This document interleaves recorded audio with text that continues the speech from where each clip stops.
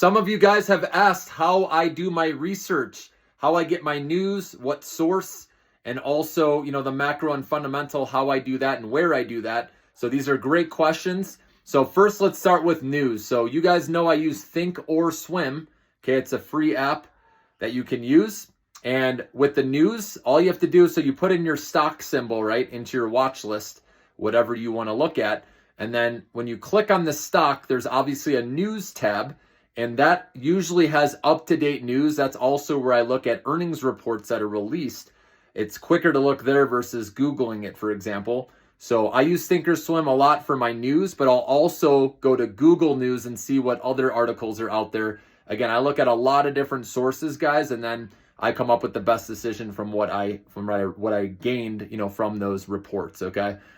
So that's how I look at news. And then with fundamentals, I look at valuation of a company. So for example, let's take Upstart stock just as an example.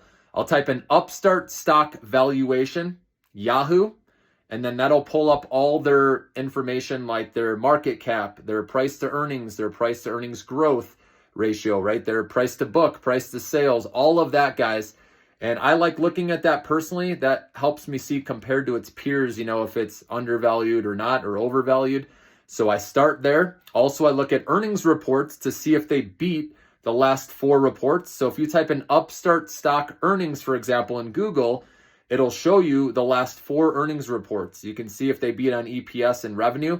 So I look there as well. You can also look at the balance sheet. It shows cash flow. You can look at all their numbers, their financials, which is great.